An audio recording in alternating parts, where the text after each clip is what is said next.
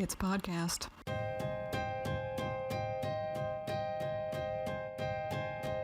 You're listening to Gorehead and the Wiener.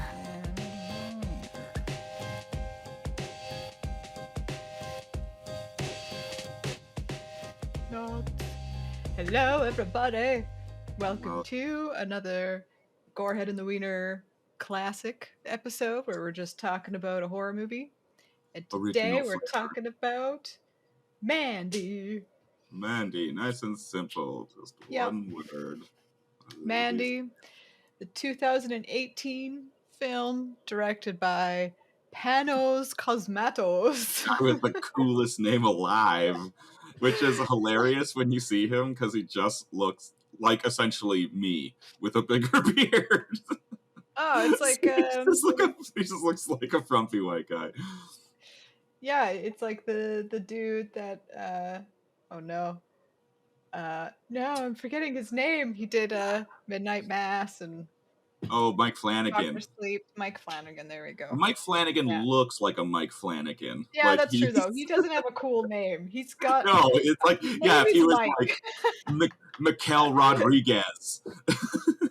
If Mike Flanagan was Mikel Rodriguez and he looked like that.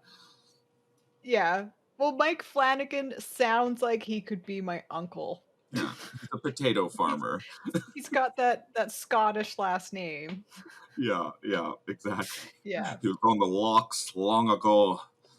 Long ago. Mike Flanagan of the Flanagan clan. You are the last of the Highlanders. I'll keep the British accents. You can do the Scottish ones. You're better at those than me. Now I just want to see Mike Flanagan compete in Highlander. He just pulls out a giant sword and chops someone's head off. It's a cool movie about weird Scottish people chopping each other's heads off. I could picture him doing that while he's wearing like his New Balance sneakers and his dad pants from Costco. Yeah, no, exactly. He has to be because it takes place in modern day, but they're all these like immortal dudes, and the only way they can die is getting their heads chopped off. So like they just will randomly fight each other in weird places. Like a guy's just leaving a wrestling match at the beginning, and he's in like a trench coat, and he just busts out this giant Japanese samurai sword. He's like, "Let's go, let's do this!" And like some like 80s like 40-year-old middle-aged dad pulls out like this huge sword and they just start fighting in a parking lot. And it's like, what is happening? I don't know what it is, but it's all from the backdrop of Queen music, so it all is way cooler because of the Queen soundtrack. This is now our breakdown of Highlander instead of Mandy. Right? I know, I was like, it's giving me, I think it's called Ready or Not. It's giving me those vibes where they're all in that they have to play hide and seek. Yeah. But anyways, we'll not go on to more tangents. Absolutely nothing to do with Mandy. With Mandy was a very cool watching experience, I have to say, because it's an experience for sure. Yeah, because like just looking at the cover, it like something that you kept saying throughout the movie is that it's basically like the cover of a metal album if it was a movie. You're experiencing living through this, like literally just the cover art. It's like so trippy and colorful and metal basically, for lack of better words. But the cover of the movie poster for this is what the movie's like. It is. It really it's like all is. Colorful and epic, and it looks badass, and you watch the movie and it's literally that. It's lit with like super bright red lights. At times it looks like it was done in post. Other times it looks like they literally just had red lights on scene. I think it's a mixture. It was very cool. Yeah, very it's cool. Like the whole movie is more, well, it won't shock anybody to hear that I saw an interview with Panos Cosmatos, and he's a very big heavy metal fan. And he himself said that he wanted to make a rock opera, and I'll go into that a little more later, but there's a lot of metal songs in it. That'd be hilarious. If Nicolas Cage just breaks out into song. Oh my god, that might ruin the emotion. That would be a totally different movie. Yeah, although Panos Cosmatos' favorite Nic Cage movie is Vampire's Kiss, which definitely has... There's a kiss of the vampire's kiss in this movie, for sure. There's definitely, yes, I could the see kiss it. of I could it. see it. There's a kiss of the kiss. I could see that, like with one of his acting scenes that we can talk about later. Yeah. But that's yeah, I love that movie. I remember watching. We both watched it for the first time together, and it was It the was best thing so ever. delightful. That was one of my favorite movie watching experiences with It was people. so It's good. like, I was so happy I finally got to watch it. and it was so much crazier than I thought it would be too, which was a delight. I didn't know, I only knew the ABC scene up to that point, but he maintains that intensity through the entire movie. It's impeccable. Like, it's like a acting masterclass of insanity. You have no And idea what he's doing almost the when entire he movie, commit, but you're captivated. because the charm of Nicolas Cage is just how far he commits to the role that he plays, and he just committed to like the as much as he probably physically could in Vampire's Kiss, and I think I, that alone has caught so much attention from everybody. I think oh that's yeah, literally why he has his career, is it's because he just amazing. Like goes all fucking he invested crazy. everything into it. Like, yeah, there are a lot of interviews that I've watched about Mandy. They just keep kind of repeating the same thing. Where like any actor who acts with Nicolas Cage, it's like he's just like very brave in what his choices are, and he's the only person alive that would make those choices. Elijah Wood has this funny little skit because Elijah Wood's a producer on the movie, Yeah, and yeah. he was kind of the reason why Nic Cage got involved with it because they worked on a movie Oh, together. And he said he's like, cool. yeah, every time I like acted with Nic Cage, it's like it blew my fucking mind. So it's like, why did he do that? What? Oh my god! Of course, it's Nicolas Cage. That's why. That's fucking why. So I think that's why Nicolas Cage has endured over the years. It's just like he invests himself so much into everything he does that you can't help but find that charming. His dedication to just being an actor is intense. Next Sometimes that level. comes out in amazing, beautiful ways, and other times it comes out in crazy ways. In many other ways, he just turns himself into a meme, Yeah, I but think also it just it's depends. I fine. think Panos Cosmatos, because another thing they talk a lot about with him is how focused he was on what he wanted and how he knew exactly what he wanted. So he was very particular about what he was doing, but he still allowed them to like have input. But he Oh, knew good. everything about the movie because he wrote it and everything. So Yeah. he was like he had Yeah, a just vision, looking and you it could up. see that vision was perfectly executed, at least to what I can see on screen. Oh, It yeah, is like it works exactly as it is. Like I feel like if it was in the wrong hands, like if bad. it got involved with the wrong executives and they tried to shoehorn in like a more of a plot than there was, because the plot is very bare bones. There's Oh, not there's much nothing. there. It's just an experience, like an experiential movie that relies solely on the visuals. Like we were Yeah, saying, the and the visuals audio. is like a bigger character than the actors are in the whole movie. Like you're Nicholas Cage is basically Yeah, Nicolas Cage's main character has a name, but is never said through the entire movie. yes. When I looked it up, I was like, "Oh, that's his name." Okay, like no one says anything.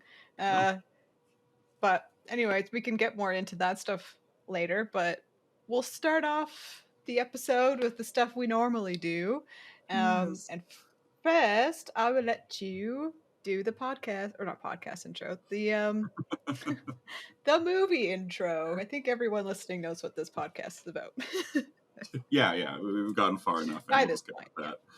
Yeah, no, I think the best thing to say about Mandy and to sum it up is to just kind of explain like the idea that this movie is not a movie in the way that you would traditionally expect a movie to be presented, and you whether you like it or hate it, which is very I can easily see people doing both, you will remember it. It is an actual experience where if you have never done drugs, you will feel like you have done drugs by the end of the movie, and you will walk away a little more shaken as a human being by the end of it. Yeah, that It sounds is a about beautiful, it's like watching somebody's dream. That's the entire yeah. movie is just watching somebody's dream, and it is like a beautiful nightmare I'll say. It's Okay. there is so it is a wonderful movie with both heart and horror in it. Yeah, there is both heart and horror. I mean, yeah, it is a horror movie, so it's not going to be a super happy movie I don't even know overall, what but genre it exactly falls into. It's yeah, like it doesn't, it's kind because of a it's not a bunch. thriller. It's not like it has horror aspects to it. Yeah, It's it's like a experiential movie.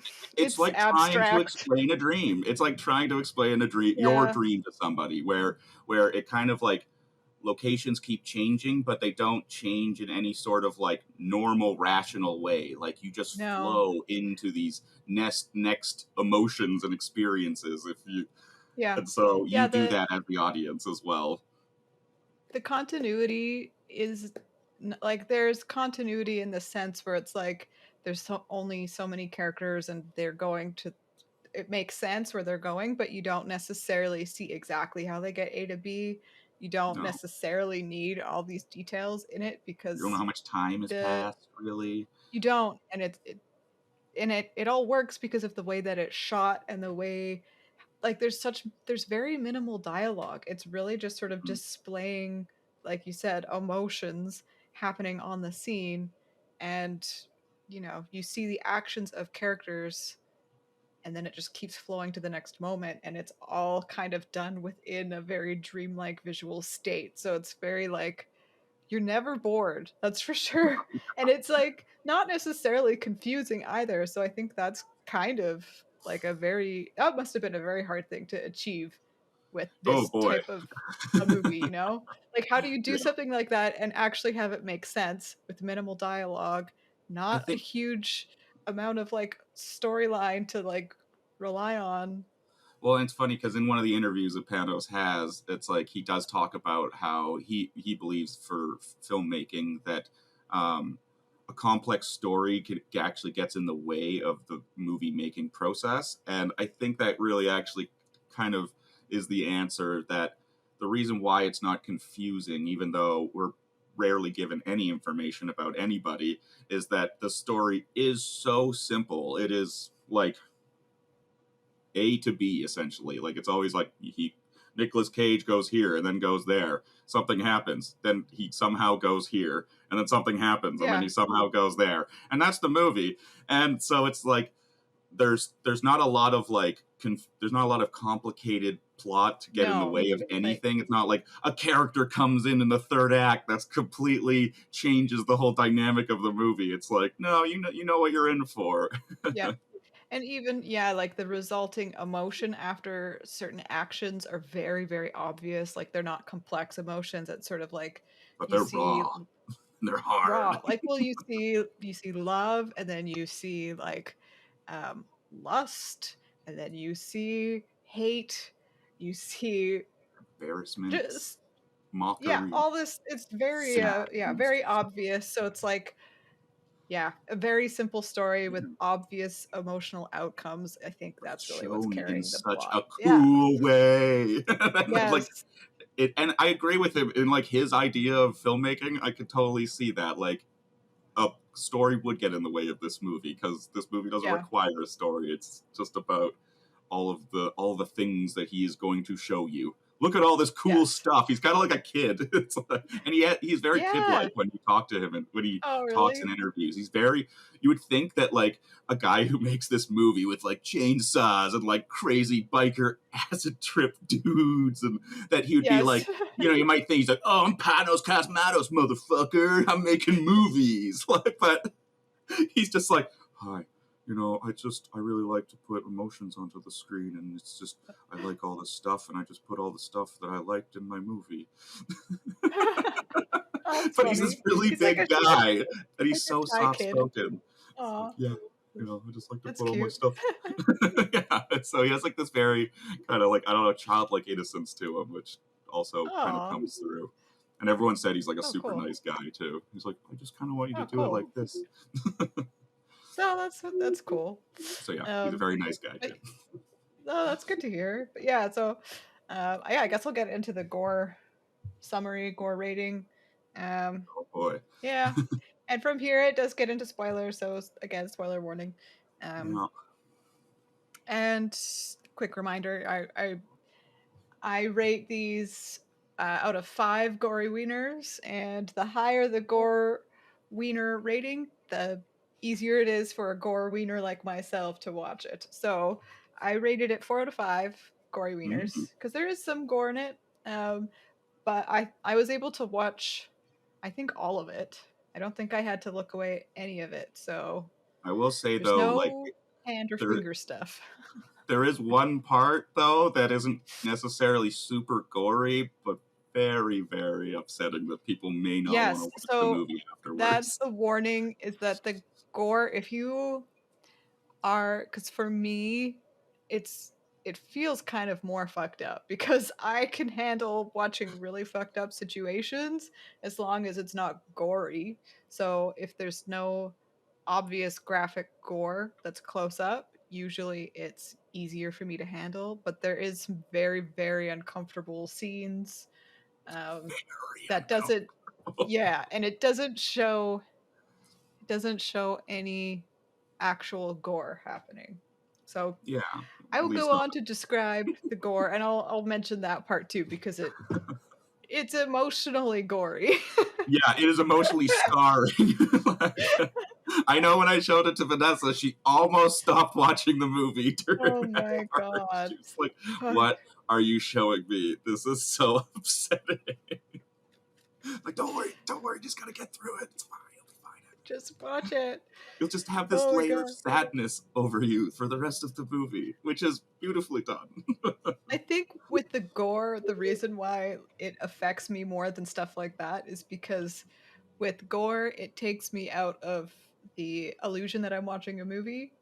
And with Okay, yeah, yeah, other things, it's like I can still imagine that it's a movie because it's not showing something that looks like a realistic thing of a person's thumb getting chopped off or something. yeah, I yeah. think that's the reason behind it. But anyway, so the first thing you see, I think this is the first, I'm not sure, maybe it might be a little further down, but we see like barbed wire on wrists and Yeah, like a lot of across a uncomfortable face. bindings in this Just movie. like, yeah, so instead of using like rope to tie someone up and to gag them, there's it barbed wire. Yeah. So that's Like Nicholas extremely Cage laugh uncomfortable.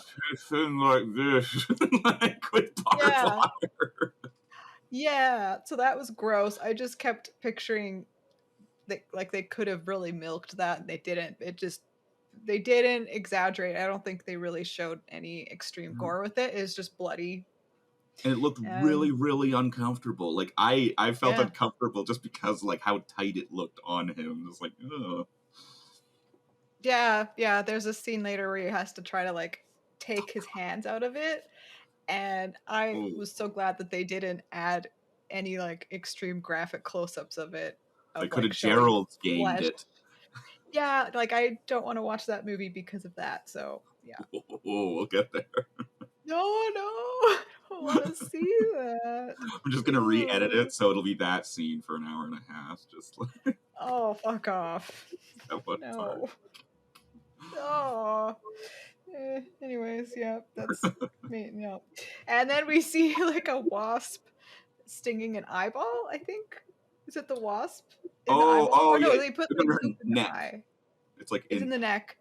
and They then they do put the drop something in in her the eye. yeah, Okay, like it's a weird drop in the acid or something. I don't know. But yeah, oh god, acid. it's like I Dropped think it's acid in acid. her eye. Yeah, And the then bee is so and big then and gross. It's totally like unreal. ginormous It's so funny. ginormous goopy wasp stabs her in the neck.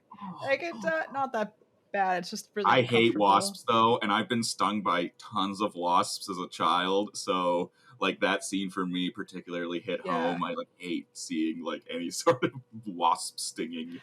And It triggers me. acid meaning the drug, not like acid. Yeah, they Acid. didn't burn her eyeball out. I guess we should specify LSD. Specify, because I am going on over gory details. So like I think people would assume acid, but it's like the drug acid. So Yeah, yeah, gets her high real fast. And yeah. then we see a burning body, but it's in a sack. It's like hanging and burning. That's the uncomfortable part. And wiggling around a lot. Wiggling, like the person is clearly alive in there.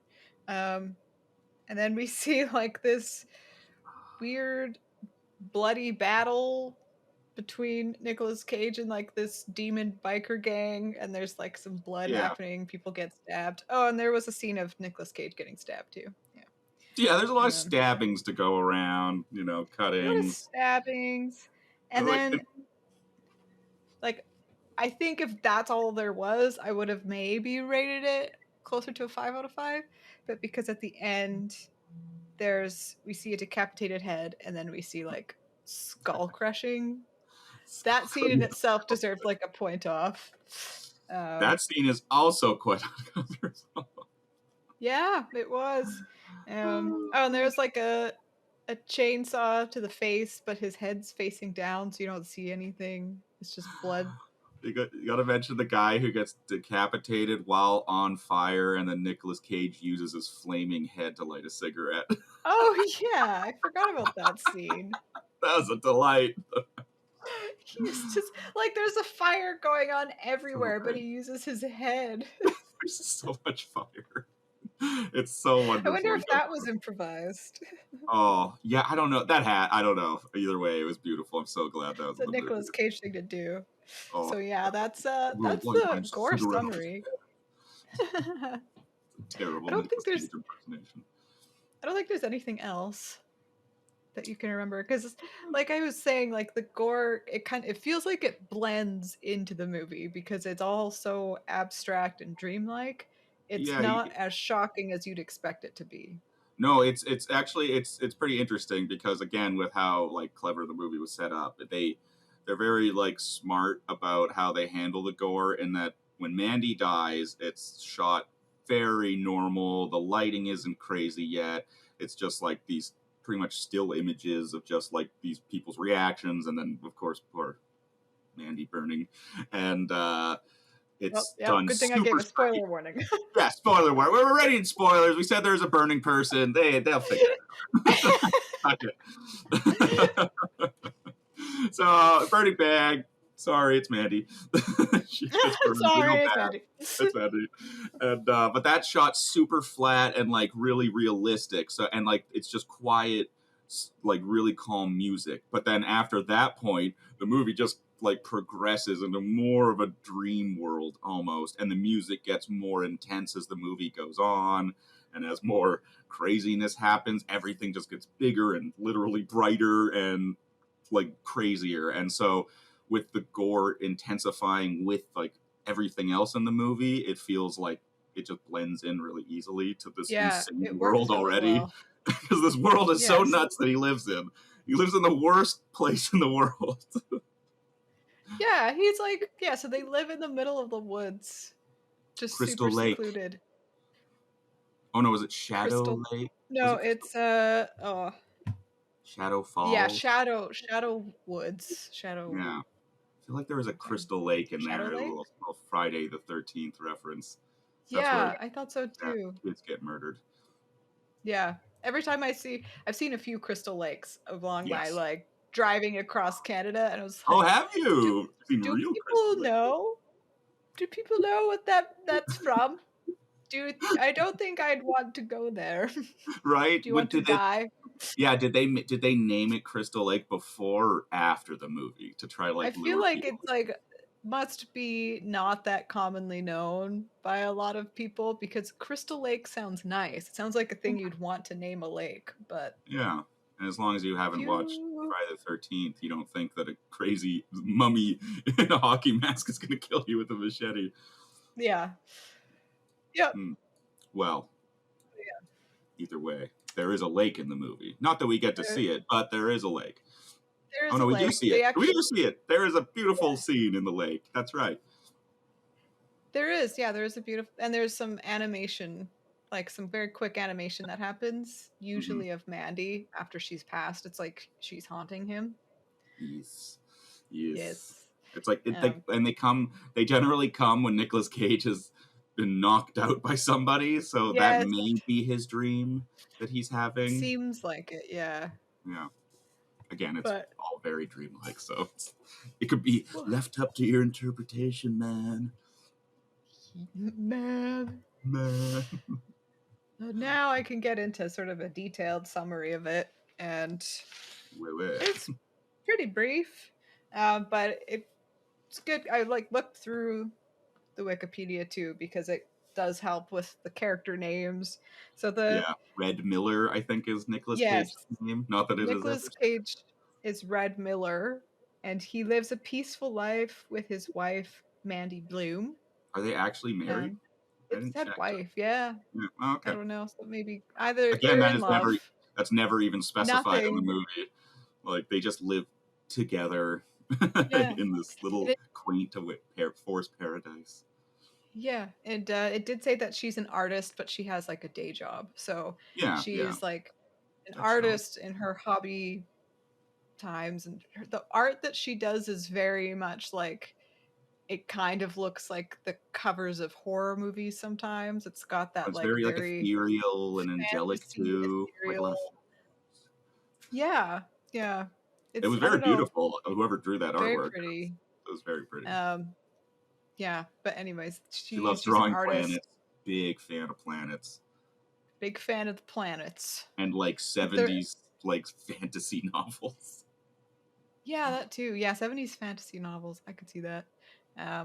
But yeah, they're living like this idyllic life together. They're clearly both very in love with each other and living in this house in the middle of the woods, and it looks very beautiful.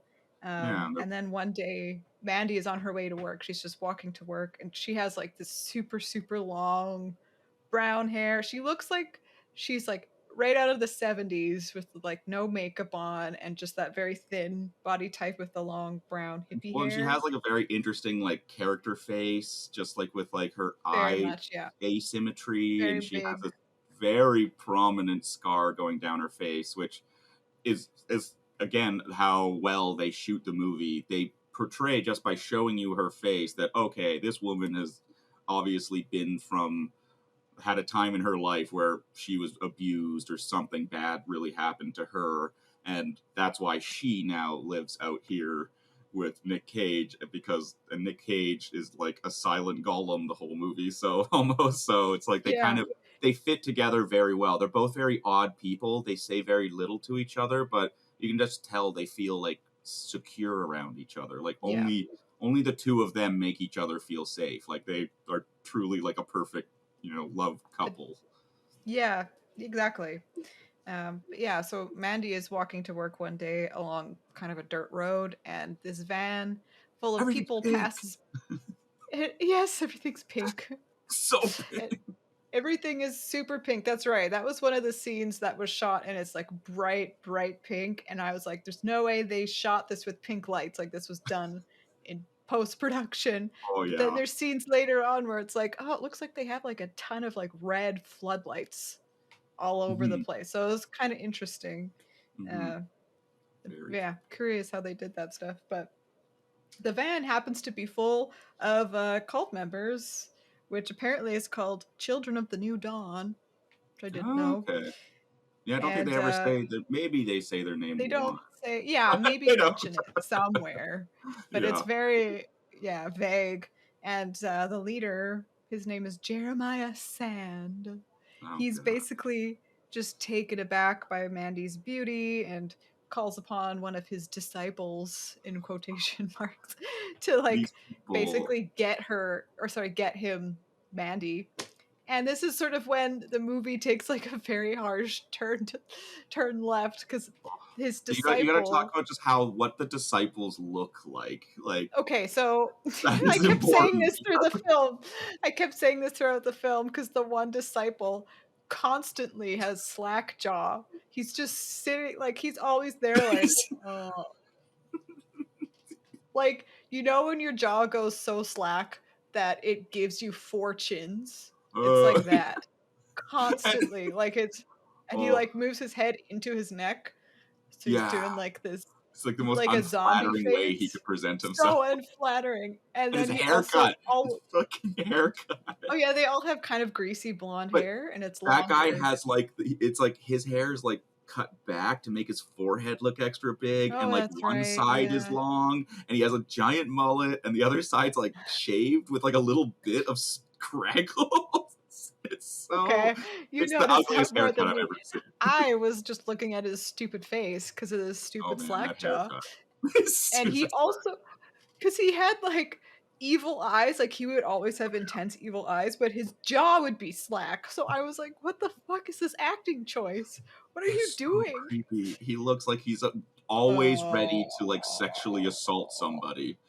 Like he's just moments away from yeah. sexually assaulting someone every time they cut to him. He looks Oh, that he disgusting. does. He gives off that vibe. And I don't even remember what the other guy looked like because I was just The mad at the old guy, the slack jaw. old bald guy, who is kind of his like second in Oh, command, and he yeah, looks he's like just kind of a creepy old guy.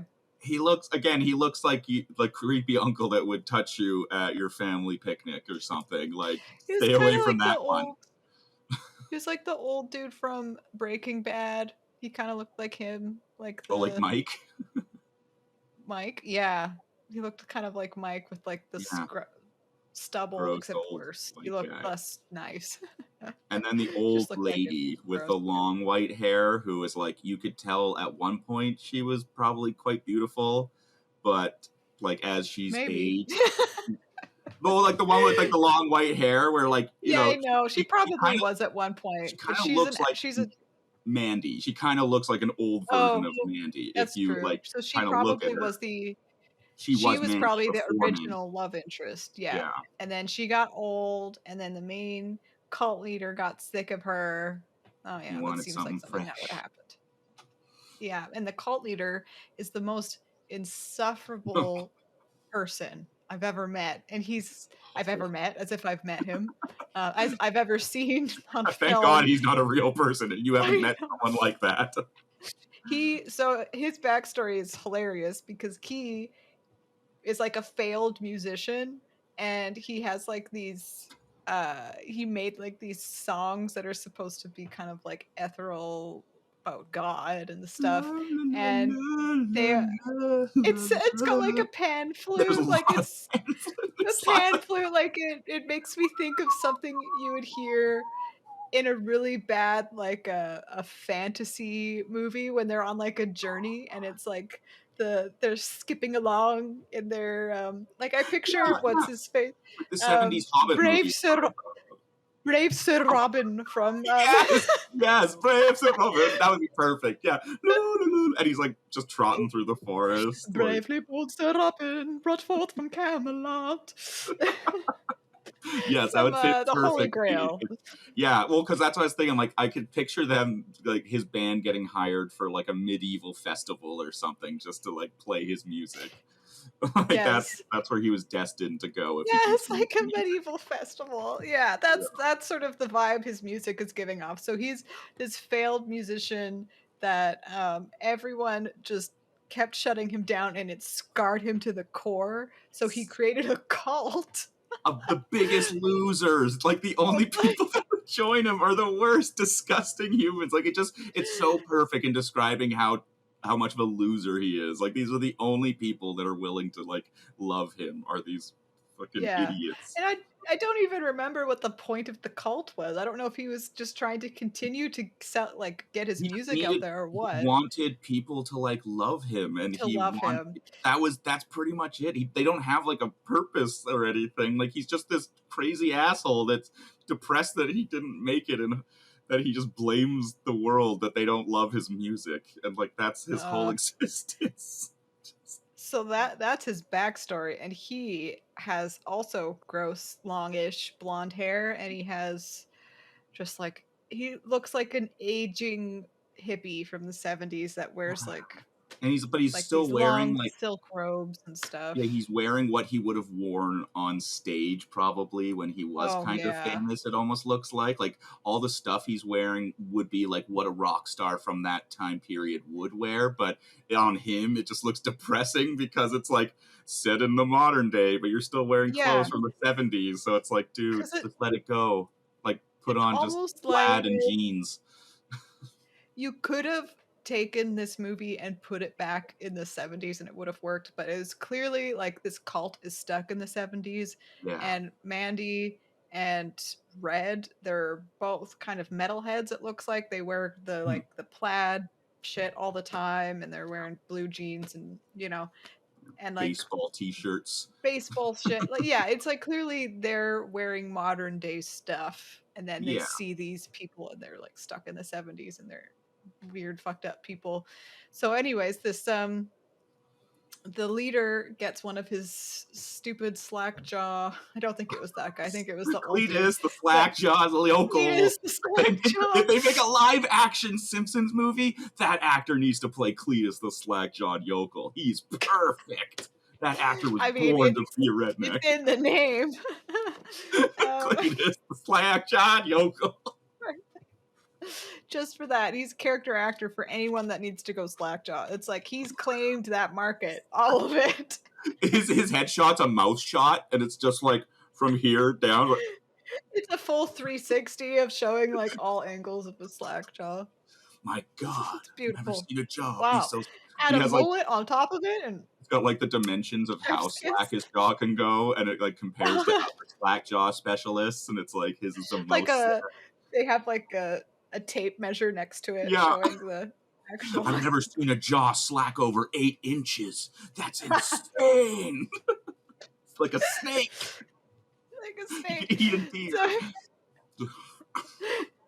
So, just opens up into this giant slack jaw. Oh God. So we'll get back to the plot, the summary. Right, more of a plot. Slack jaw talk. No more slack jaw Cletus.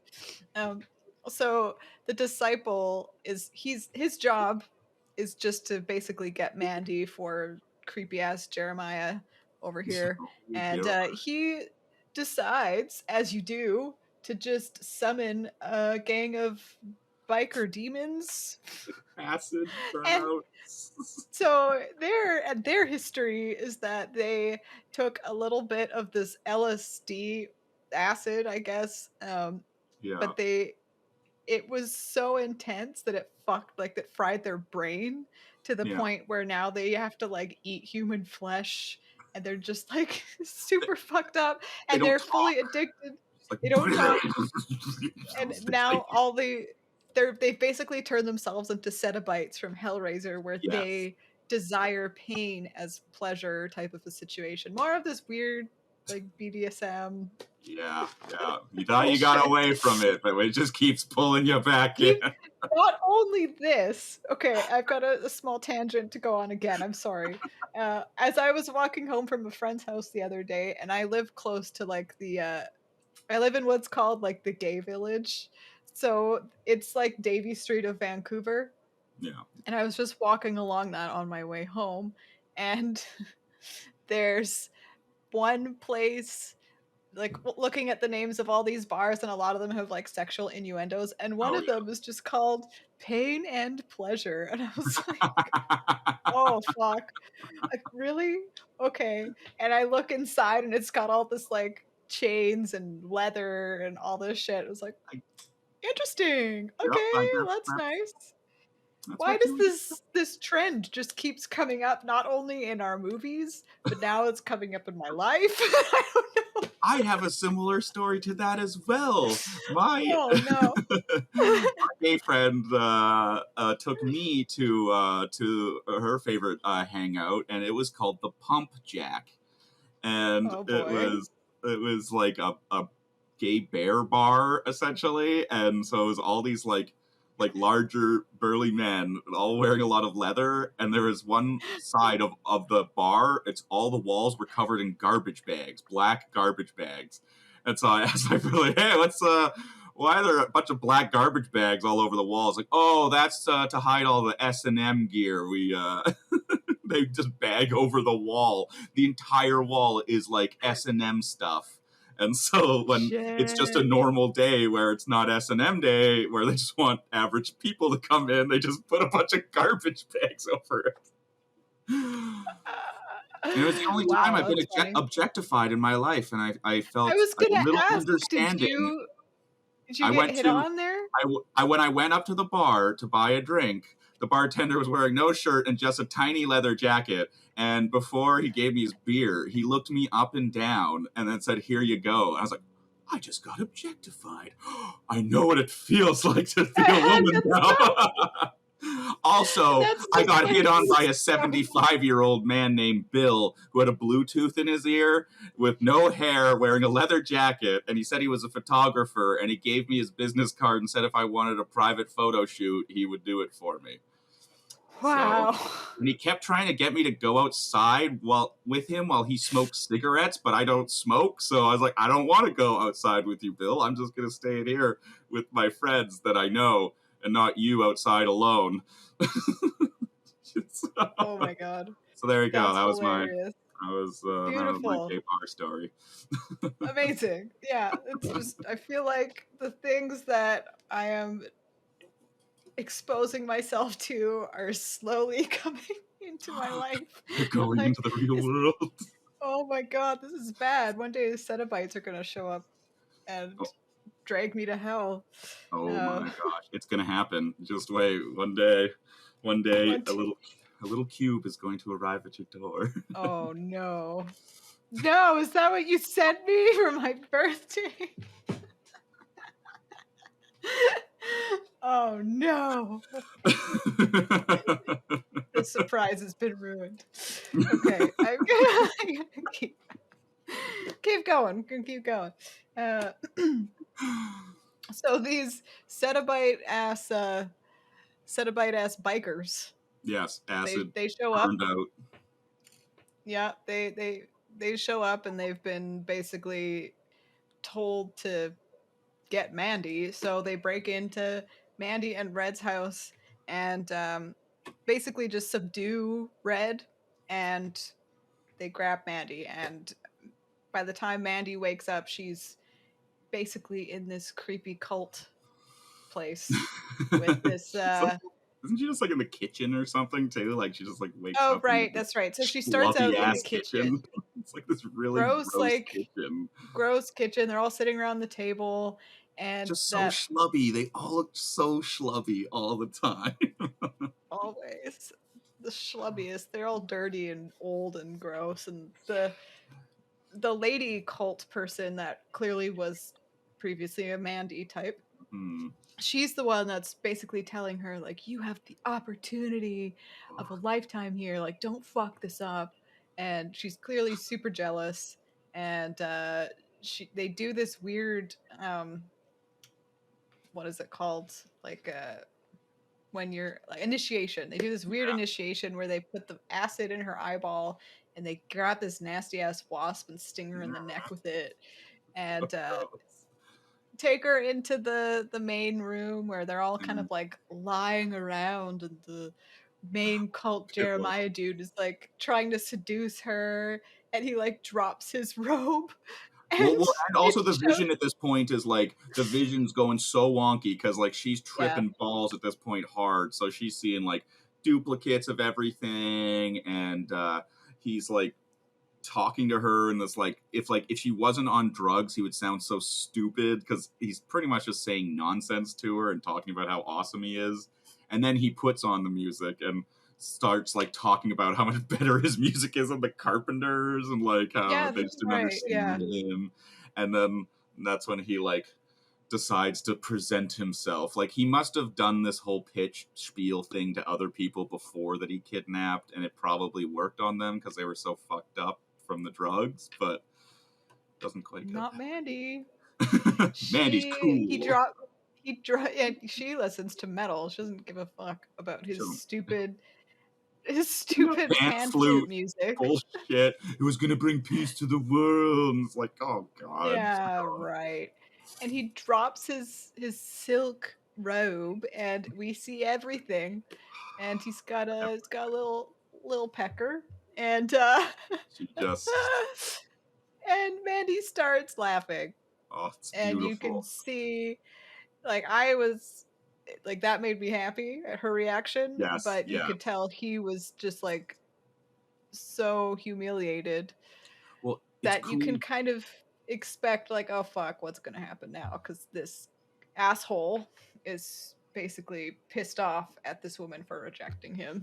Well, and again, like the shots, like leading up to it, and when she starts laughing at him, are so well done. Like just how well and how like that whole scene is probably like they really take their time with it because it's probably like a 5 or Oh, it 6 was minute cool. scene because like there's this one kind of like still held shot of like each of their faces in the exact same spot, and Yeah. as he's talking, it's like her face slowly turns into his face and then Yeah. his face slowly turns into hers, and it happens so gradually at first that you're not like something looks your brain knows something's happening but your eyes can't quite tell what it is yet, and then you just at one point it just kind of clicks and you're like, oh, it's like another person's face turning into Yeah. from their face, and Very then cool. yeah, really great effect. Like again, that's like what really makes you feel like you're on drugs is watching these scenes, and he's saying all this nonsense. So you think that maybe she's starting to believe his bullshit, and then when he disrobes and presents himself, and he says something super fucking stupid too, like "look upon me" or "gaze at me," and then she starts laughing, and as the more she laughs, the more like louder and aggressive it gets, and it's almost like she's like screaming, Yeah, that's laughing at him by the end, and he like starts to like flinch and get really uncomfortable, and like it almost like the drug. You could almost like it feels like the drugs are turning on him, and like as she laughs, the drugs are like hitting him in the like he's having a bad trip all of a sudden. Like Yeah. he's like no. That was also one of the scenes, I think, because we were talking a lot through the movie because there's not a ton of talking.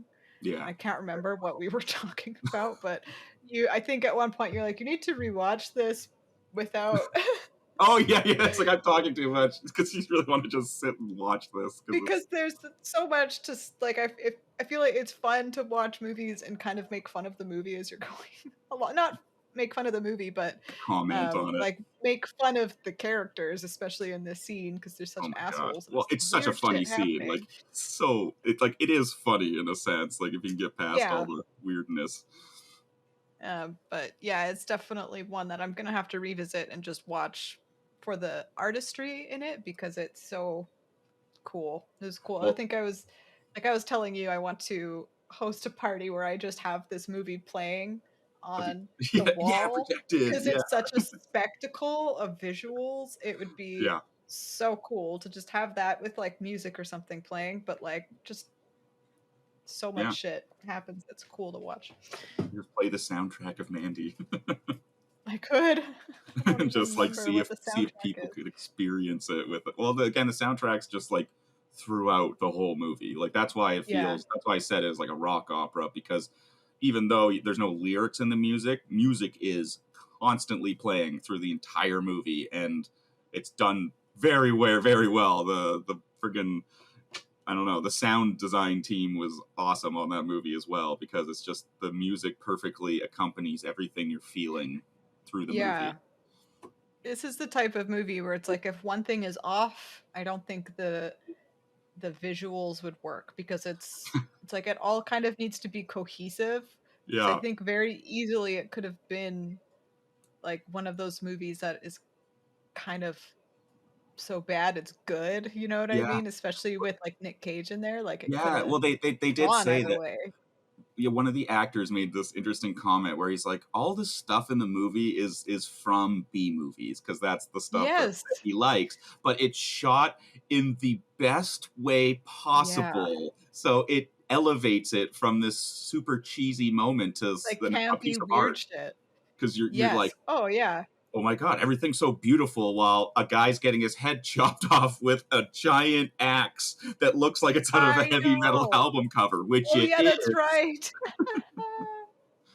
That axe that was the part where it was like based off of an album cover. So fucking metal. It's so metal. Oh yeah. So after literally it's metal. But after this laughing scene ensues, then we see that Red has been captured by the cult as well, and he's tied up with the they go back to the house actually. Oh, that's back in the house. Re-beat him up. Re-beat him up and tie him up. Yeah. I missed that part. I forgot Poor about Nicolas that Cage part. gets beaten up so much in the movie. Like he gets his ass kicked a lot in the movie. Like that's generally how scenes transition is he gets his ass kicked hard and then the next scene begins. Yeah, so they go and get him, beat him up again, like recapture him, or like retie him up, or I don't know. But like that's when I think the barbed wire is on him and it's on And he his gets the face.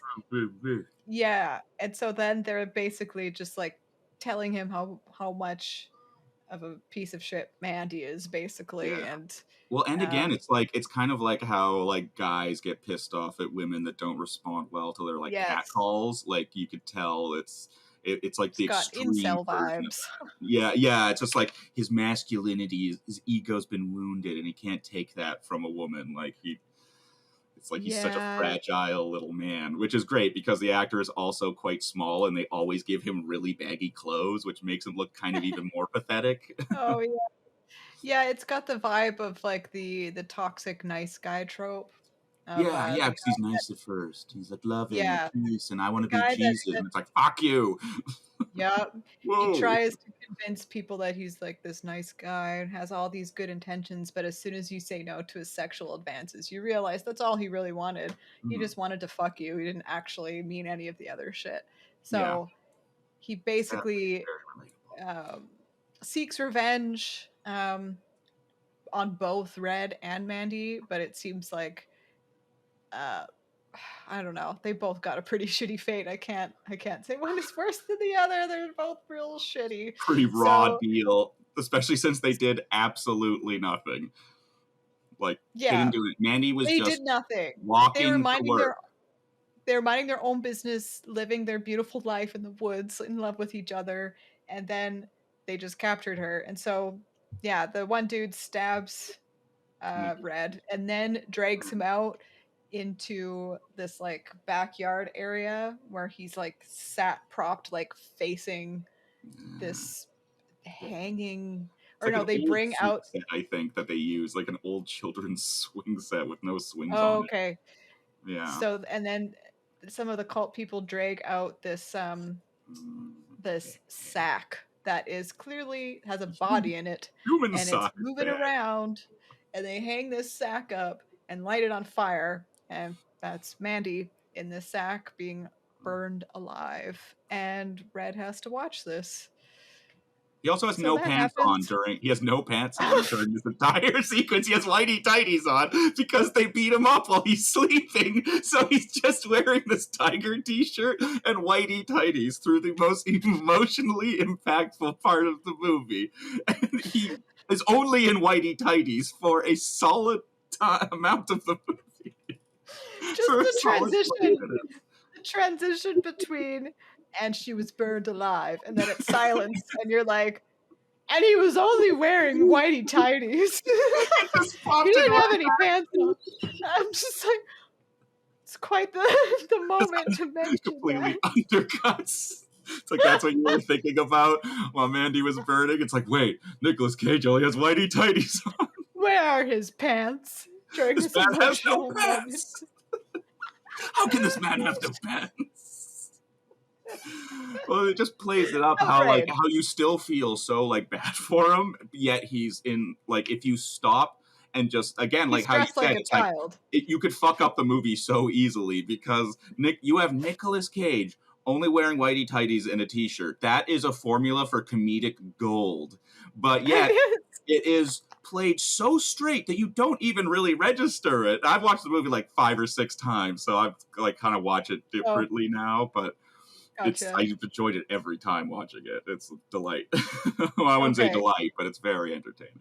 Oh, it's yeah, like it is an artistic experience, and Yeah. Yeah. yeah. So after Red watches Pantsless, his love die. That was a weird way to order that sentence, but you know what I mean. He's without his pants watching a His burning. pants have been unsheathed upon him onto another, where only he shall remain in the tights of whites. Indeed, indeed. Um, so basically, the rest of the movie is just Red. He is ensuing upon Well, a very metal journey. We must to, first describe the scene which everyone will watch the movie for, which is the Nicolas Cage freakout scene, because he does have that's one, true. and it's So quite epic. between the moment that basically killed his soul, he watched his love die in front of his eyes, and his Murder long fest. murderous revenge quest. There is a scene in the middle where he has like he gets all his emotions out. So he's able to escape from his barbed wire cuffs, which was nasty, and like Ugh. his whatever, and then you just see him come home and he is just covered in blood. He's a mess, walks into his bathroom, grabs a bottle of booze, Giant starts bottle of just vodka. chugging it, and then you see the emotion on his face change when he realizes everything that has just happened, and he starts bawling and then screaming and then drinking more booze, and then he sits on the toilet and he's still like processing all this shit, He's like grabbing his crying and throat screaming. while Yeah, drinking it, which makes me drink. believe that it's probably real alcohol. So he's actually just pounding all this. So it is a very like it is actually so well done because you can see each emotion as he's going through it, and it is like very campy. It's Nicolas Cage to a T, but his emotions are recognizable, which is a Yeah. feat to do in a scene like that when it would be very complex to try to express all of this like anger, sadness, sorrow Shock. all together, Like, shock, everything. trying So to figure out, like, he's you went from sleeping to your wife is murdered within like 8 hours, like yeah. burned in front of you. So he has a right to scream, I would say, and freak Oh out. yeah, I'm glad he did. Need to get that out. And now he wants to kill everybody. Yeah, So yeah. He's now directing all of his rage towards them. He's going to go on a murder fest. but first he has to make his super awesome metal axe thing. Battle axe from hell. Battle axe from hell. And he's Which is just called the pouring this Beast, by the way. metal. It's never Oh named in yeah. this, but it's called the Beast. It's called the Beast. And he pours actual metal into just this mold, and then he's It's like just there. sharpening it himself. Yeah, the mold is just there, And he's just in like case he had to do old this. school blacksmithing it. Like, you have no knowledge of his blacksmithing skill. Like, at the beginning of the movie, he's like a lumberjack, but now he's Oh like yeah. forging battle axes. It's like I was like, maybe he was previously a blacksmith. Who knows? battle axe making master. It's just in his backyard. But again, that's the beauty of this movie. It's just like it's just this crazy metal fever dream. Yeah, and you totally buy it when you're watching it. You're drinking the Kool-Aid and you're on for the Yep. ride. You're Yeah, all in. I would Like hell go. yeah. I would murder. I want him to murder everybody with Yes. a I am medieval all battle on axe. Nicolas Cage's side right now. He does Yeah, whatever he needs to yeah. do. You kill those And fuckers, because god damn it, Mandy was a nice lady. She didn't deserve to Mandy be was a burned in a nice bag. lady. She was a damn nice And lady. she's a damn nice lady. And so he manages to find the like demon dudes, like the Cenobite creatures, after like being told not to, but Yeah, he does yeah. it anyways. And Because there's the like this backstory. crazy battle scene in this like demon dungeon area where they're kind of like passed out, and there's like all like these Well, tiny first he TVs kills that one are of them. playing porn. I think he kills one of them like on the motorbike first. He Yeah, shoots it with a crossbow, and like that's how he like steals the bike. yeah, and finds their house, and that's when he gets knocked out and wakes Yeah. up in their literal coke den.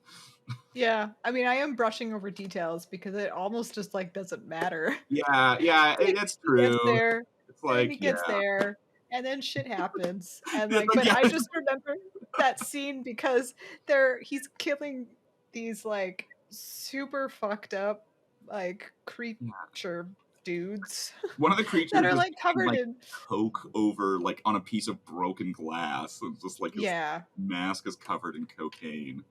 but they're like all in this, and it's very dimly lit, like it's like like black and blue, and then there's actual videos of just porn happening in the Oh background, and god, they that's right. Oh god, yeah, yeah, he's just sitting there in the remember darkness watching porn. I forgot it was porn. Ugh. Yeah, it was So porn, and he kills him literally, like, in front of the TV where he's, like, puking out blood, like, the Cenobite dude is puking out blood in front of this TV where there's, like, someone fucking on it, and then it's that's so a fucked contrast. up. That's Yeah, exactly, it's, like, such a fucked up contrast, and then he somehow finds, like, um, the chemist who's the guy that does like, makes the he made acid the and shit. super acid.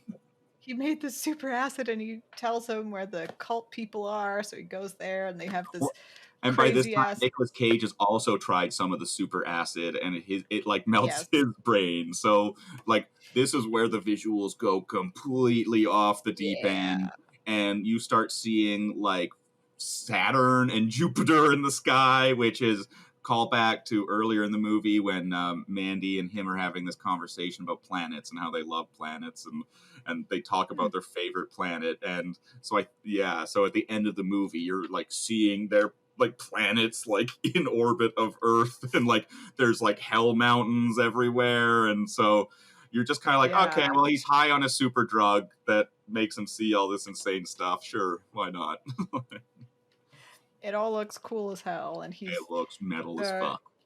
metal as fuck all the fucking time. There's like actual tigers in this Yes, like there's, chemist and it lab. howls, it like roars at the moon. It's like, It's amazing. I was like, this is a fucking metal video. And then you like a could be on the music side of video. any van art. Oh my god. And then when he finally finds like the cult people, every scene in this last showdown is like the cover of some metal album because one, Freeze he it. has a fucking chainsaw fight with this other dude. And when you Nah. see him pull out the chainsaw, it is like it just keeps going. It is a It's the comically big, longest chainsaw in the world. And they're and having this stupid it's an chainsaw actual fight. real chainsaw that works. It is a Yes. real. And I don't even remember how it happened, but Nic Cage wins and the other guy falls face first on this other chainsaw and you can't see it, but like blood happening everywhere. Yeah. It And doesn't look then like he's having a good time. no, it doesn't seem so. And then he No. walks into this like A-frame church thing, and like Oh yeah, that's super every creepy. shot in there is so fucking cool. I was just like, I want to see a band playing in here and have Yes. it filmed. It looks so rad. And like Oh my it's all god. lit up red and it's like with the cross up in the middle. It was like, this is It, so it's fucking like a metal. I it's like a love this. Prague nightclub waiting to happen. Yeah. Oh god. If there was a nightclub like that, I would go so hard. That sounds Yeah. amazing. Just like have a bunch of crazy German dudes in there. It's like, hey, what are you doing? Playing like hardcore German metal or something. Yeah. But yeah, so he goes in there and the remaining cult people are in there because I believe the old dude died already. Yeah, I think he's pretty much Right, yeah. dispatched everybody by He's this point, killed them except all. for He the cult killed. leader. Oh, I forgot one gory part where it's like the old dude sitting against a tree and he like stabs him in the mouth.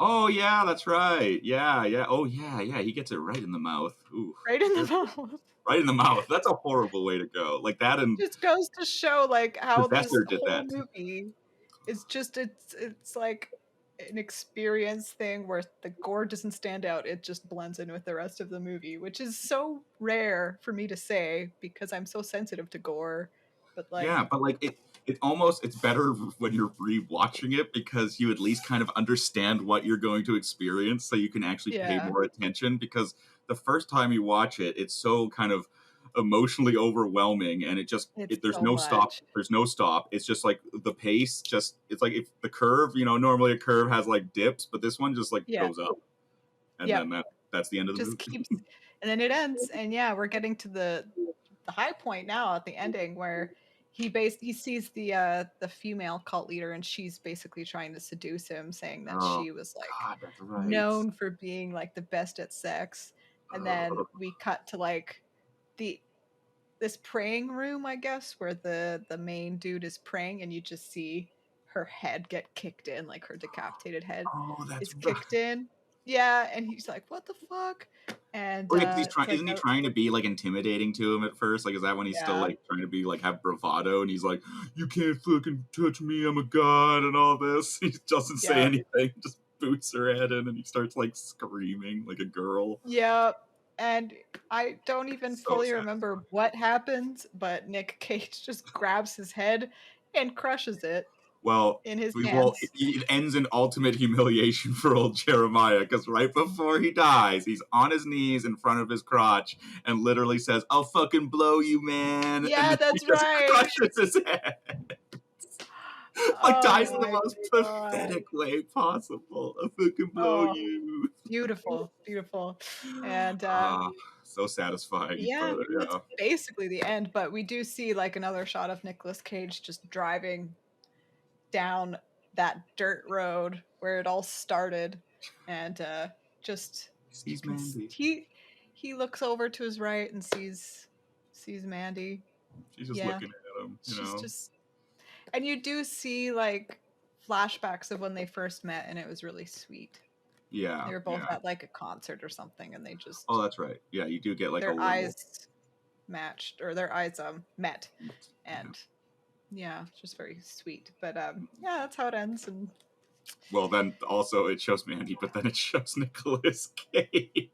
yeah, it cuts to Nick Cage, and he looks so fucked up, and he's like, his eyes are huge, and he's just driving like, like And he has got eyes like the bulging out of his craziest head. smile. He's like, Yes. oh, he looks Oh, fucking crazy Nick great. Cage. He is, That was like a comedic cut for sure, but it's oh, just, I don't know, it's just the funny. last shot of the movie is Uh, just completely off his rocker. It's like, okay, well, Nicolas Cage yeah. is gone.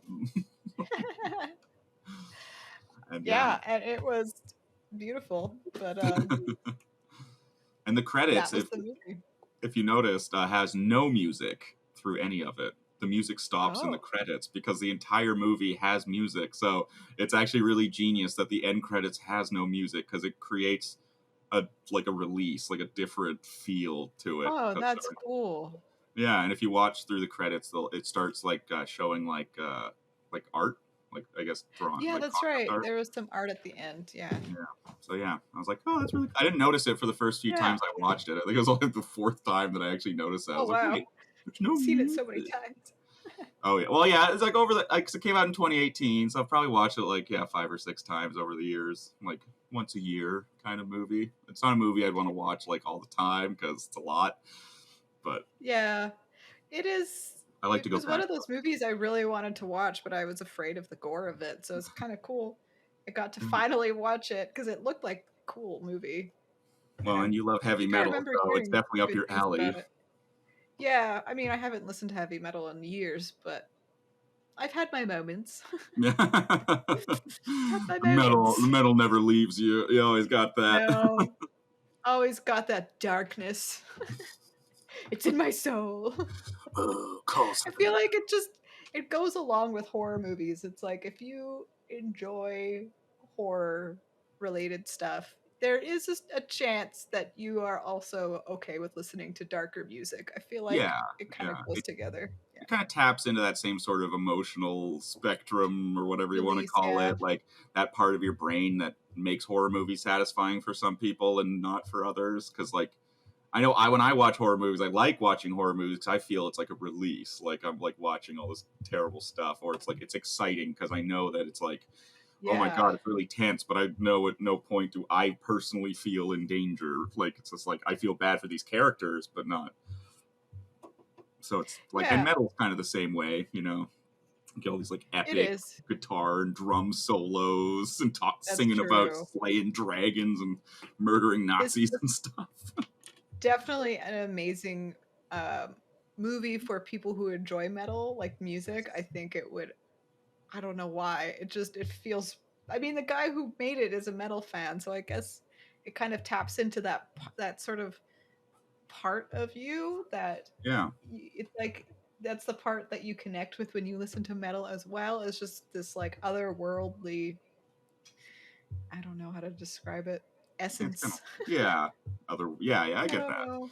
Yeah, out of It this is world. also Like it's not natural or I don't know something, yeah. but that does make Thank- sense because Panos Cosmatos talked about, kind of how it's like the importance in making a movie is to make sure that you always remember the tone you're going for, like, and Oh everything yeah. in the movie helps convey whatever emotion you're trying to show the audience. And I think he did a freaking amazing job of that. Like, I would say he's like a heavy metal David Lynch almost, in a way, because his Oh movies are yeah. abstract and like they don't really have like a cohesive story or need one, but you know what you're supposed to feel, even if you don't really know why you're feeling it. It's like, I feel the way I think I'm supposed to feel in this scene, but I don't really know what's happening. Yeah.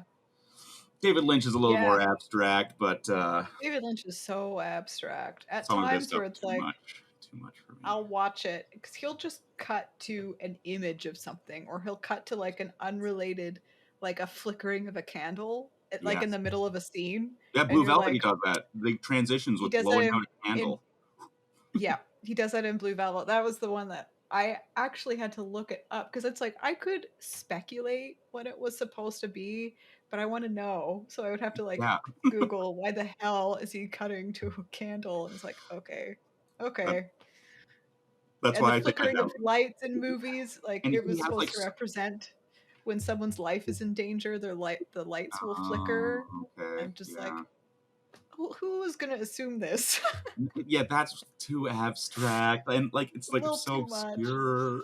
Like, you can, But I don't know, at anyway, least like you think, Panos Cosmatos probably thinks like a normal human being still. yeah, Like, he doesn't that's have like good. such a bizarre thought process that you can't follow. Like, You don't have to like understand the dude's brain before you watch one of his movies, because I yeah, feel like you do re- need a little bit of an understanding of how David Lynch is before you see that's true.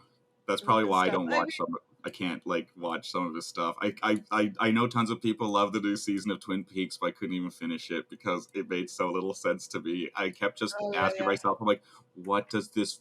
What does this mean? What does this mean? Why is this happening? What is the point of any of this? And it just got like so. There were so many questions building in my mind. I couldn't just like enjoy watching the abstractness of it. It's Twin like, Peaks, I yeah. need I need answers. God damn it! And I know I'm not going to get a single one.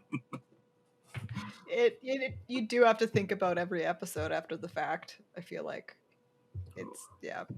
But Especially, yeah. Anyway, anyways, I need to go on my anyways, rambling about we David don't have to go on to a Lynch. rant about Twin Peaks.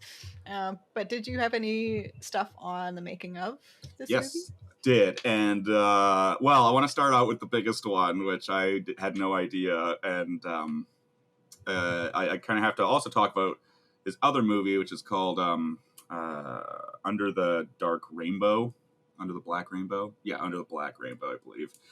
And so he wrote that and Mandy at the same time as like a companion pieces to each other.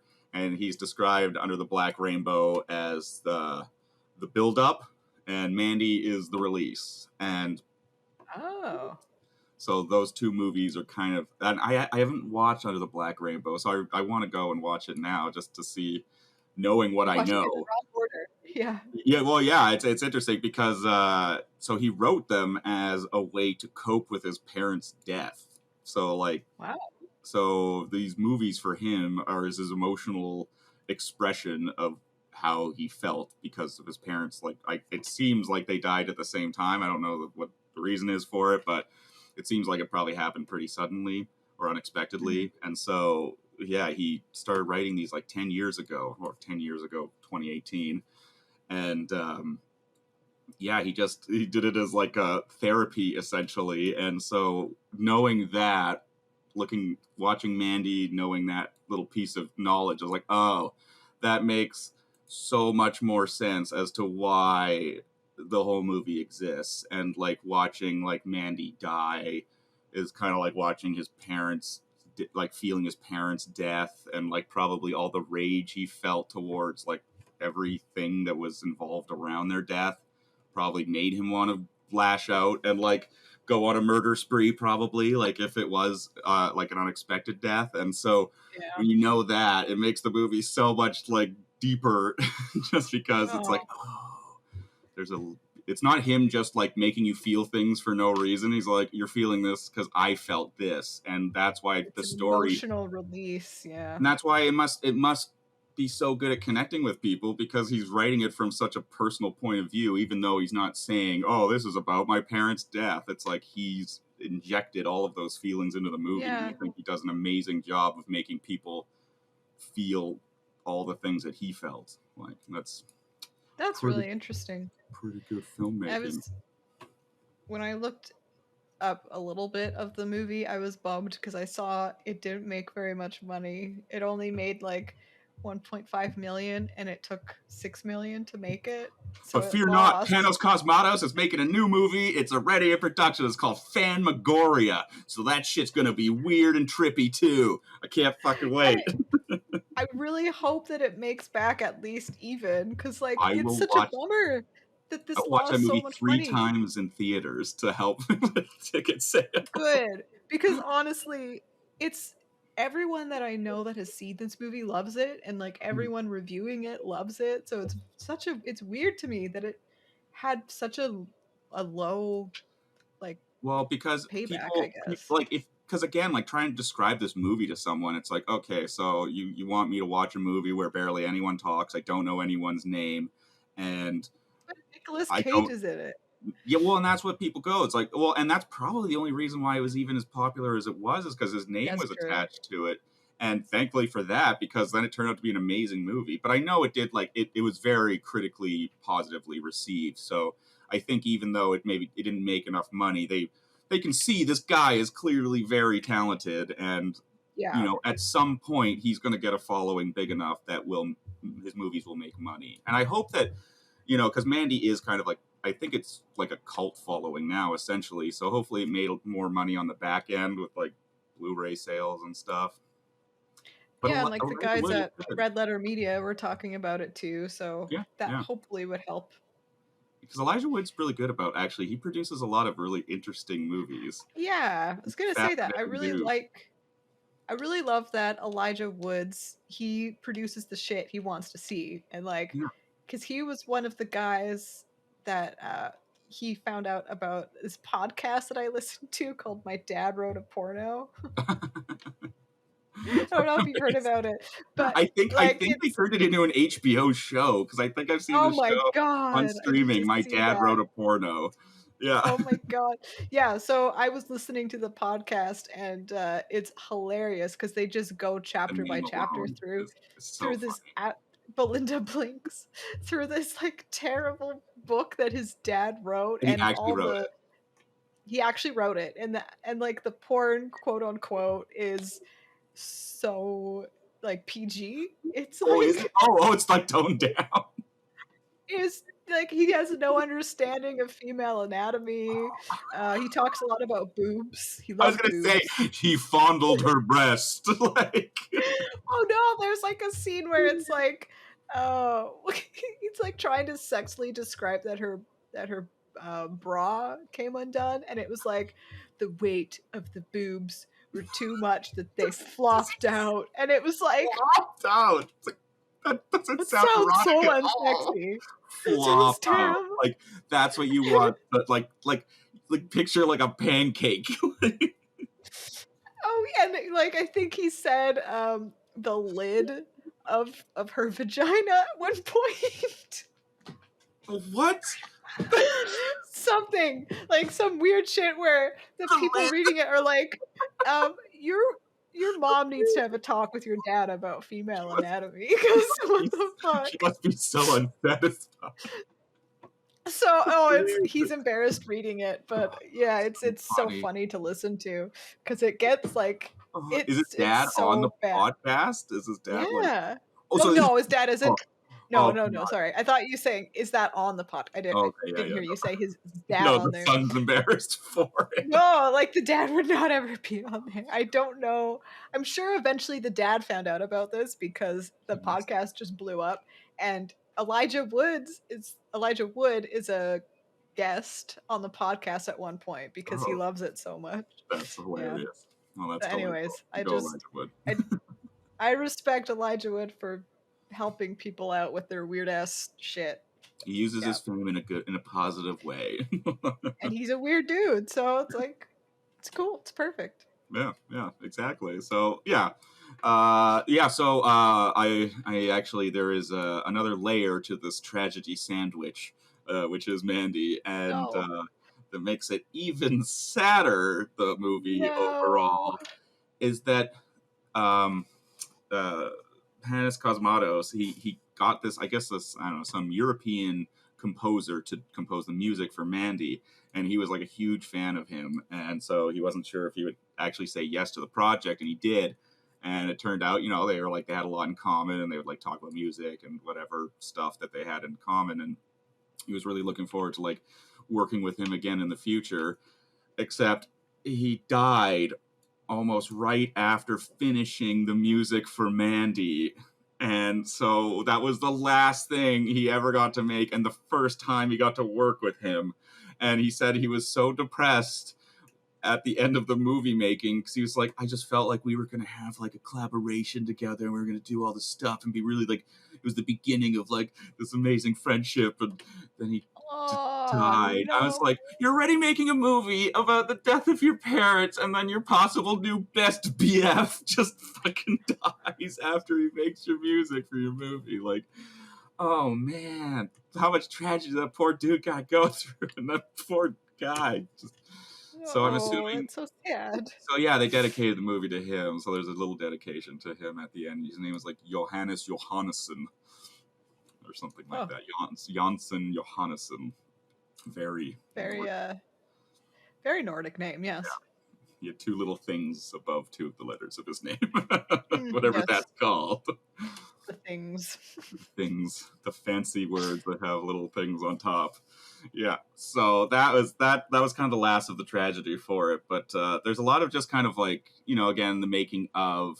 Unfortunately, there isn't a commentary track on my Blu-ray, so I watched Oh. these. But I saw some interviews, and the guy who plays Jeremiah Sands, it's really funny because everyone like, they're like interviewing the actors, and they're just like, oh yeah, I just loved it from the beginning, and everything just looks so cool. And so he was like, yeah, the first time I read it, I didn't quite have the same experience because I didn't have a single frame of reference in my entire life to put to what was happening in the movie. So he said he couldn't put any of the movie together when he was reading it on the page, because he's like, it just goes from like motorcycle battle to like chainsaw fight, and like they're like drugs, and then there's like the space and a tiger, and it's like he says he couldn't even understand what the movie was supposed to be, because it's like all he read was that there was a scene that required him to have full frontal nudity, and in the original script he was also jerking off in front of her. Oh, And God. so he went to I'm so Panos. glad that they didn't have to do Went that. to Panos, and he was like, man, do I have? I don't know. It's like, I don't think I could do this scene that you have here. It's like, are you like really? Do you really sold on? He's like, no, I just like write that stuff down. We can like change it. Don't worry about it. And so he just kind of like said, don't worry about it. And the shooting went on, and Panos like talked to him, and he got him to watch his first movie Under the Black Rainbow. And he said after he watched that, he understood, because that movie is also, it's apparently more abstract than Mandy. Oh, okay. It's like more minimalist in terms of a story. Like it's just very scene emotion driven. And so he's like, okay, I kind of understood it. And then as they were filming, he started like unseeing what was happening. He got more into the idea of it. And then I guess I don't know, a few weeks in, he went up to Panos Cosmatos. He's like, you know what? It's like, I'm gonna do the nude scene. Yeah, I think it's like important for the movie. It's like that's like the brave scene that you need to have in the movie, but I just don't want to jerk off. And so he's like, yeah, that's fine. Let's do that. And so yeah, Oh, that's thank God. Because I don't think I'd want to watch that. So, no. I'm really happy that there was just that. I think that was less was more in that scene. And it's kind of funny because in the same vein, in the interview, Panos is talking about how he's like, you have like 3 or 4 times in a movie where you can fuck the whole thing up. He's like, there are these moments where you could easily fuck the whole thing and it'll be completely terrible. He's like, first, when you're like writing the story, it's like, that's the first part where you could fuck it all up. It could all go bad. And then you have to do pre-production, and then you're putting everything together, and you're like trying to find out like things you should cut, what's not important, and that if you make one mistake there, it's all fucked up. It's like choosing the lighting, choosing all of like pre-planning, and then shooting the movie.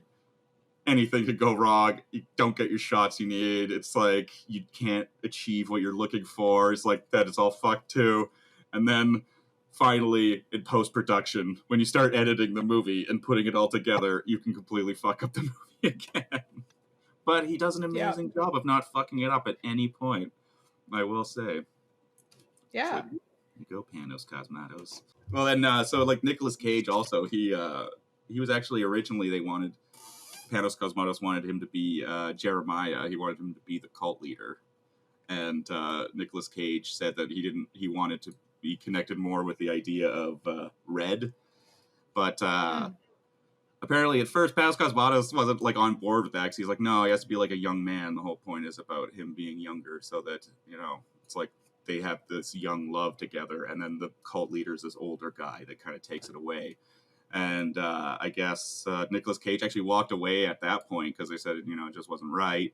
And then a year later, Elijah Wood, I guess, talked to Panos Cosmatos and then approached Nicolas Cage again and just kind of like gave him the script. He's like, I think you'd be really good as Red. And so they gave him the role after that. But it was like a year in between when they were originally going to shoot it with him and finally shooting it.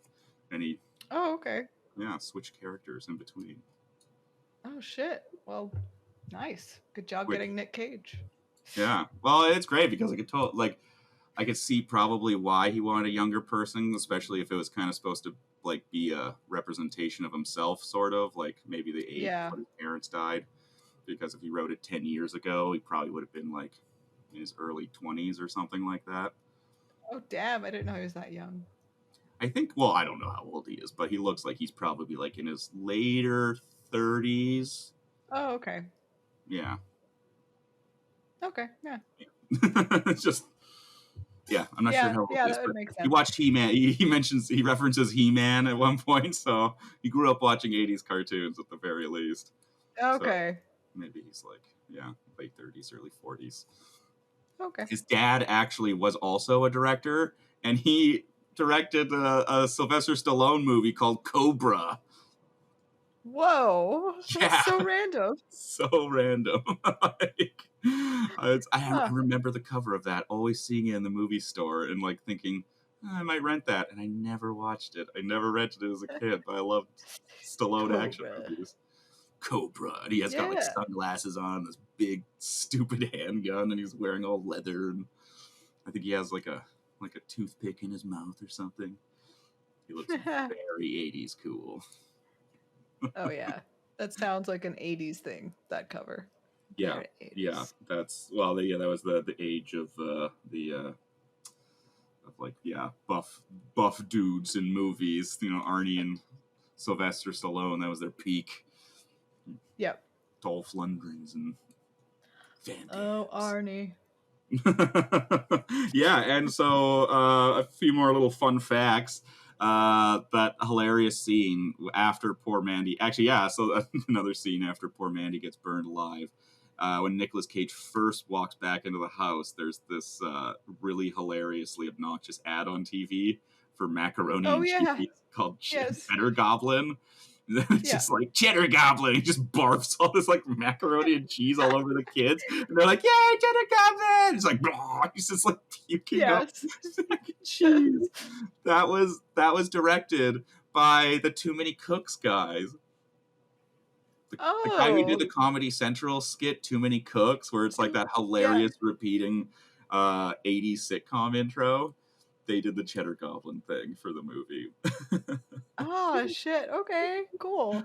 That's so random. It's such a random thing that it's like, oh, okay.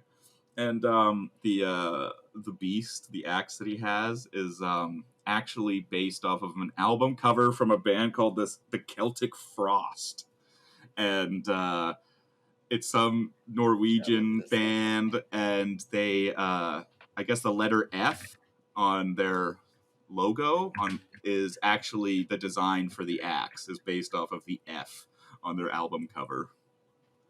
Celtic Cross. Celtic Frost. Which is cool. I was like checking to see if I recognized them, but I didn't. Oh, I see. Yes. I can see it's the L. The L in Celtic. Or is it it's the F in Frost? Well, they said the F on it, so. Oh, okay. The L is like, it looks like the F, but with one less thing. Yaggy part. I could see it. I could see the resemblance. Cool. Yeah, pointy metal stuff. Yeah, pointy metal stuff. Yeah. It's all very metal. I'm sure everything is based off of an album cover of some sort. Like, I have no freaking doubt. Yeah, they that's pretty much all of it. Other than that, the other thing I could find was Nicolas Cage apparently had an uncredited scream coach for the movie. Wow. I had no idea. His scream coach is like, what the fuck? Yeah, he's like, I should be out in the credits. Yeah, you know how much he screamed in that movie, goddammit? I should coach the shit out of him. Dude really needs to work on his screaming. I love that. I just took a moment to kind of like sit there and indulge in like what this man's life must be like. It's like, how did he get into a scream consultant? Like, why are you so good at screaming? Yeah. And how did you turn that into an entire career in Hollywood? He must be like a musician. He might be like a singer in a metal band. Yeah. Just like his band went tits harder up. Than you think. To have Oh, to holy do that. shit! Yeah, I worked with a guy at the hot tub factory I used to work at. He was the lead singer of a death metal band, and yeah, that dude sounded hardcore, but he didn't really look very hardcore. He was like this skinny white guy, but he had like a lot of skinny white dudes are into metal. Yeah, that's true. Actually, that's yeah, it's kind of like the main demographic. Yeah. Maybe I shouldn't be so surprised. White guys Skinny like white death metal? Oh my god! Thought it was more of a Caribbean vibe. We're really big in South America, Latin America, big on the islands, the Philippines. Here comes Dragon Slayer. Dragon Slayer. Yeah. But that is, I would say just go watch Mandy. It's a wonderful, weird trip that you will certainly not forget, if nothing else. You might curse our names for watching it, but it's an experience. No, John Wick ain't got nothing on Panos Cosmatos and Mandy. Let me tell you, you think John Wick's a badass for avenging a dead dog? Well, just watch Mandy. And John Wick's a pussy. Mandy. I want to see a John Wick versus Mandy. Oh my god. That would be amazing. I'm pretty sure Nicolas Cage wins every time. He would. He'd have to. Fight. Can John Wick have a chainsaw fight? I don't see no chainsaw fights. I don't see that happening. No way. Yeah. I mean, John Wick lost... I mean, they both lost their wife. I was gonna say John Wick only lost his puppy, but it's like the puppy symbolism of it. It was a puppy wife. So, it's very sad. Never mind. If you do genuinely like interesting visuals, if you kind of are interested in the visuals of movies in any way at all, watch this movie because it's 100% visuals. It's like it's the ride. You're there for a visual experience, and it will not be easily forgotten. And Panos puts it very well, saying that the beauty of movies is in the imperfections, and you shouldn't fight to make a movie look as crisp as possible, as polished as possible. The imperfections is what makes the movie like have character, and I'd say that is perfectly sums up Mandy. It's, you know what? It's an indie movie. It may have a little bumpy spots here and there, but it is a beautifully crafted movie from one man's mind. Yes, there's so much charm in movies that don't care about making things too polished, because that honestly, I'm always a little hesitant to watch a blockbuster movie. I think that's one of the big reasons for it, because they spent millions of dollars just trying to make it look perfect for no Yeah. reason other than just, To I don't sell know, people on it. Like, look at this to shiny sell. thing. You want to come see this shiny Exactly. thing instead of There this might be no weird thing. substance.